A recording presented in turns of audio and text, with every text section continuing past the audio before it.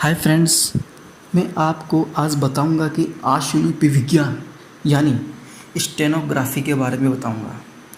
इसमें सबसे बड़ी विशेषता यह होती है कि जो शब्द हल्का लिखा जाता है वह हल्का ही बोला जाता है और जो शब्द गहरा लिखा जाता है वह गहरा ही बोला जाता है। तो हम चलते हैं अपने वीडियो की तरफ।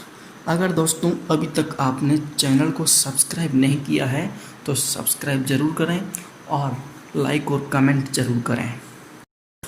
क वर्ग। क वर्ग पूरा सीधी रेखा से ही लिखा जाता है।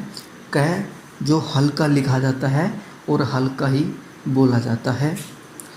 ख बनाने के लिए क को बीच में से काटना पड़ता है, इस तरह से वह ख बनता है।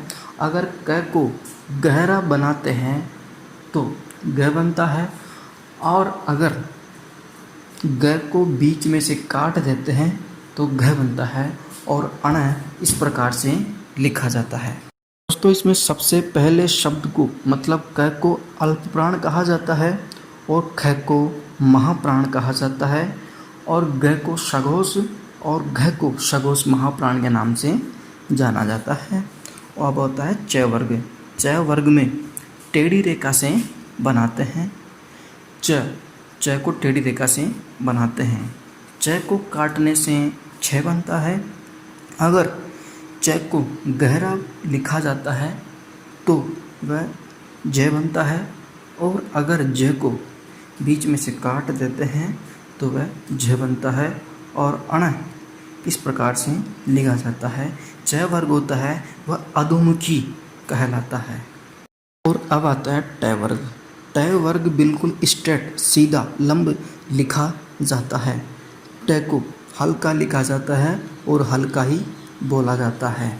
अगर ट को बीच में से काट देते हैं तो वह ठ बनता है और अगर ट को गहरा बोला जाता है और गहरा ही लिखा जाता है तो वह ड कहलाता है और अगर ड को काट देते हैं तो वह ढ बनता है और अण इस प्रकार से लिखा जाता है।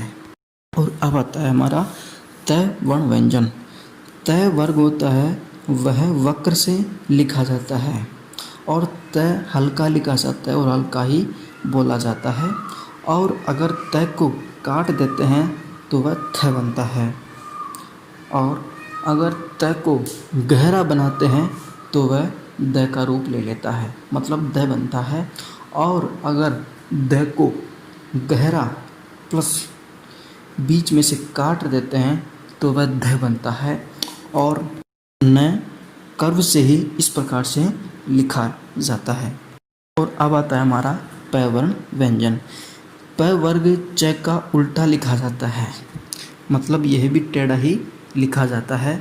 प को हल्का बोला जाता है तो उसे हल्का ही बनाते हैं और प को अगर बीच में से काट देते हैं तो वह फ बनता है और जब प को गहरा बनाते हैं तो वह ब कहलाता है, मतलब ब बनता है और अगर ब को बीच में से काट देते हैं तो वह भ बनता है और म को न का उल्टा ही लिखा जाता है। और अब आता है हमारा य र ल व। इन चारों जो वर्ण हैं इनको 30 डिग्री के एंगल से ही लिखा जाता है। तो देखिए हम समझते हैं इनको।